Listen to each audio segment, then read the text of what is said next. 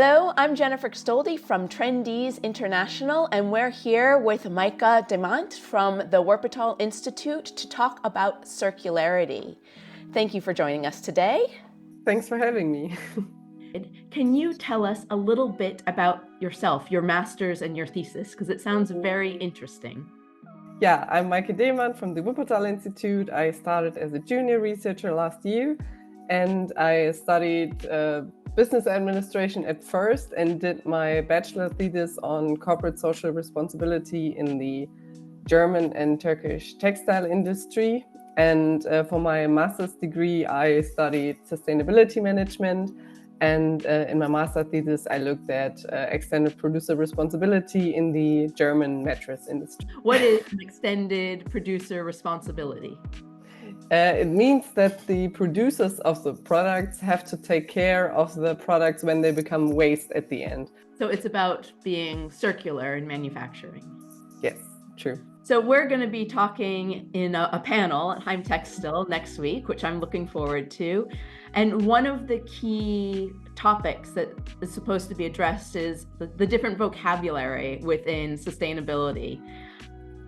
Do you have any tidbits or anything you'd like to share about vocabulary within sustainability and textiles? Maybe things are misused or things that are more common in popular culture right now. What do you see as an academic who researches this from day to day?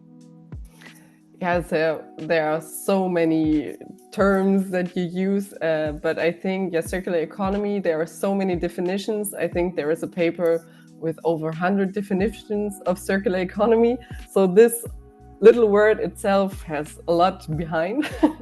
So I think it's very necessary to have one clear definition for circular economy, but the Circular Economy Action Plan of the EU, for example, defines it. So I think this definition fits quite well. But also you mentioned cradle to cradle. This is a small part of the circular economy. I think upcycling is also one term that is often used. But I have one colleague that says upcycling is something that's almost impossible. I think it's difficult to discuss it because upcycling means that the value of one material gets better, and that's very difficult in reality. There's also downcycling and recycling, and I think it's very necessary to distinguish between downcycling and recycling, because, for example, in the textile industry, some companies talk about recycling their clothes, which sounds great, but in reality, they downcycle it to like tablecloth and everything. So it's not a t-shirt that gets out of the t-shirt, but like wiping or insulation material. So this would be downcycling instead of recycling. So if you have a decorative pillow in the textile industry and it gets a hole in it and you embroider a nice patch over it, that's recycling. Yeah, I would say it's more like refurbishing or something, because there are like 10 R strategies. They all start with an R, and it's reuse, repair, and everything. Okay. So recycling is more like you recover the real material from it. So if that pillow would be, I don't know, taken the fibers out of it, then I don't know how they do it, but they process it and the fibers are used for another pillow, I would say. So that's recycling. Yeah. And downcycling is if they take those fibers and make it into a product that has less value, like cleaning cloth or insulation. Yes, that's right. Okay. And upcycling would be, let's see, if you took that cushion and you upholstered a little sofa in a dollhouse. Yeah, maybe like this. So the definition is very difficult, but in my opinion, I would always also say if you embroider it and it becomes so nice and so not so plain, and in my opinion, that would also be kind of upcycling, but I think it's not the official definition. But in my opinion, the value would get higher if it gets nicer and everything. So Okay, it's very difficult. Yeah, so the vocabulary is also linked to the perceived value, like the economic value of something. Yes, I would say so. Okay. It's very complicated. Yes. But I think maybe in the end, the best thing is that manufacturers and producers are trying their best to be sustainable Yes. regardless of what the vocabulary is. Yeah, that's true. You've pulled up a rather complex model on the screen. Can you talk us through this? Yes. Yeah, it looks very complicated in the first place and maybe also in the second, but yeah, so this is the whole value chain of textile products, I would say. So you start with the natural fibers at the beginning. I don't know if you see my mouse. Yes. Okay, perfect. So you start with the fibers at the beginning, and they get into the production where they're processed and everything. Out of this production, the products get retailed and then used by the consumers. And after the use phase, they are collected and sorted. And hopefully by circular design and also cradle to cradle and recycling, the materials can be used again, and then the circle goes round and round. And but there are so many more strategies and business models to prolong the life cycle of the textile products.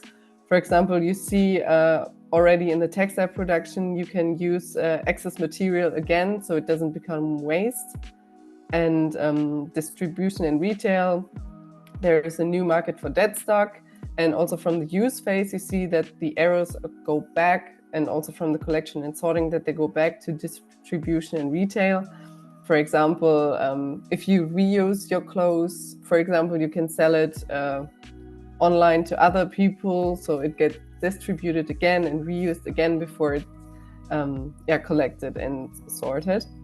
And yeah, those arrows just show in which part of the value chain of textile products those circular strategies can be applied, and in which phase the products get back from it. Yeah, and that's basically our model. I see lots of the R words in there. Yes, true. And we've got resources and emissions at the bottom with a bunch of red icons. How do those work? Yeah, so we also put them into the graphic because, of course, to produce those fibers and to extract those fibers, you need the raw materials. They go into the circle. We said it from the bottom, but actually it would be over here.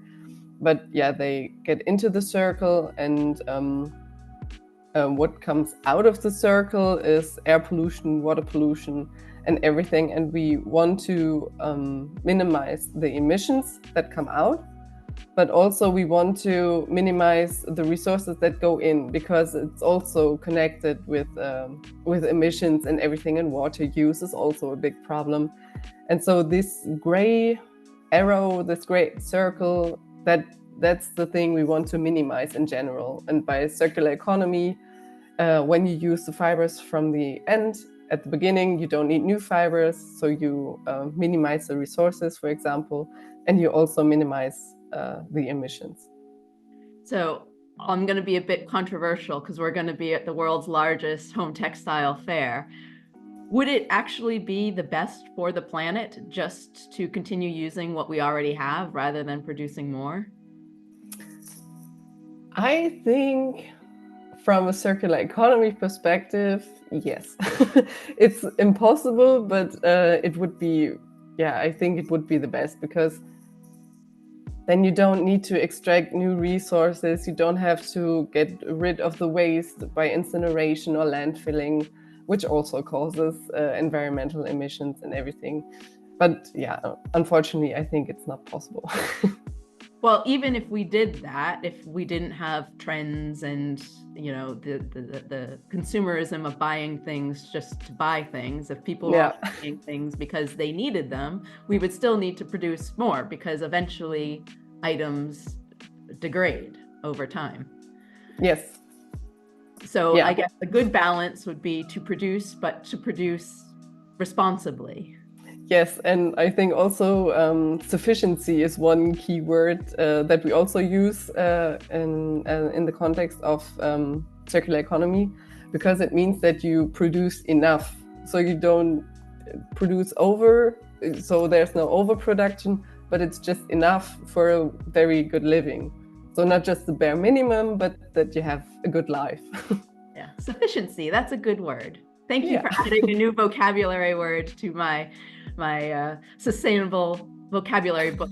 Like ecology. I had to ask Heimtextil, what is ecology? And they said it is ecology plus economy. I said, so you do all of this research, and then what happens? Yeah, so the research is we have several projects, and then at the end of the project, we also do some interviews, for example, workshops with stakeholders to get some practical insights. And it depends on the project what needs to be done. But for example, we make some roadmaps how to transform to a circular economy, or we do some status quo analysis, what the current state is, and then we develop some measures how we can also transform to a circular economy. So it's usually a report coming out saying what can be done.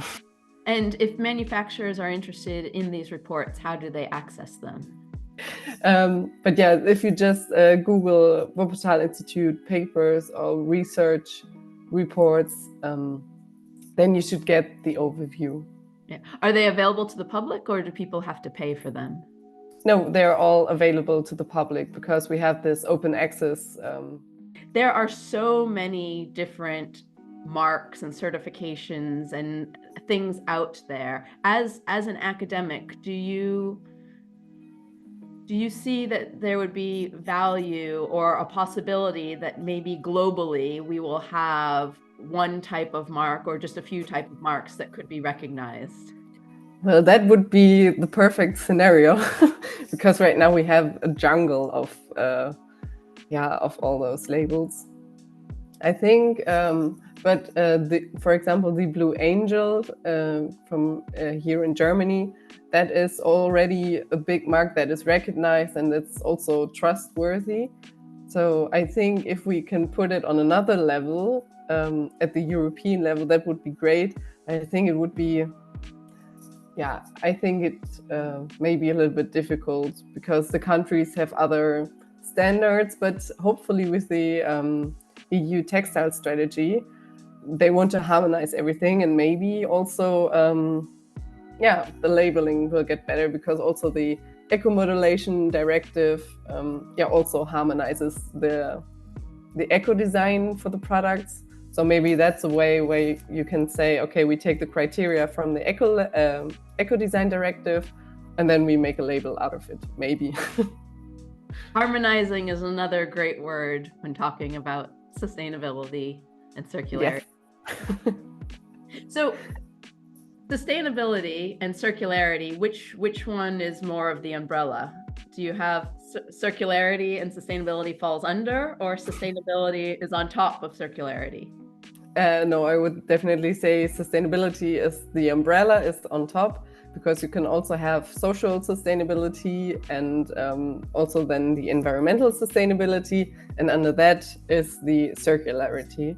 So circularity, contributes to the overall sustainability.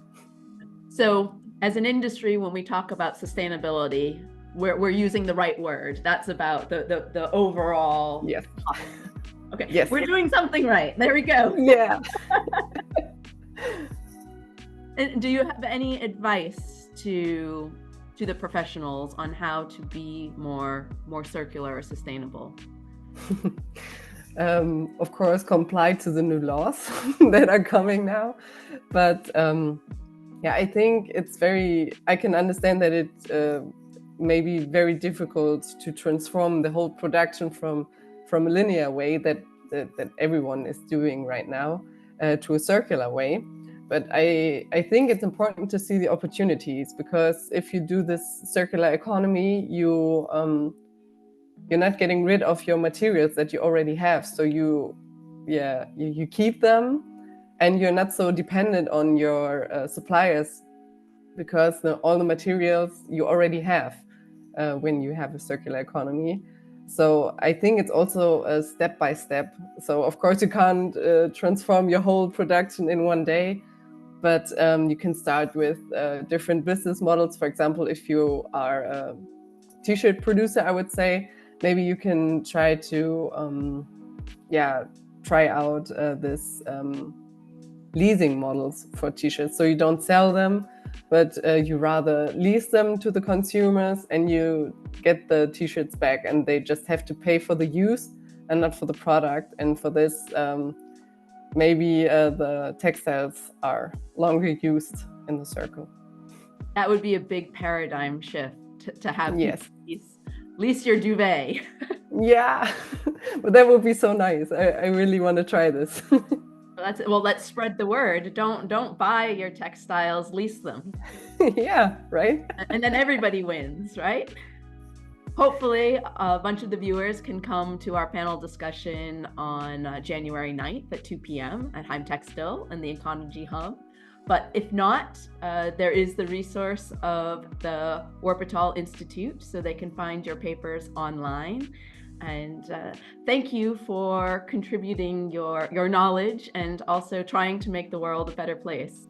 Thank you, Maike. That was a very interesting conversation. My two favorite buzzwords are now sufficiency and harmonizing. And that's just the tip of the iceberg of what we'll be discussing at our panel conversation at Heimtextil on January 9th in the Econogy Hub. I hope to see you there.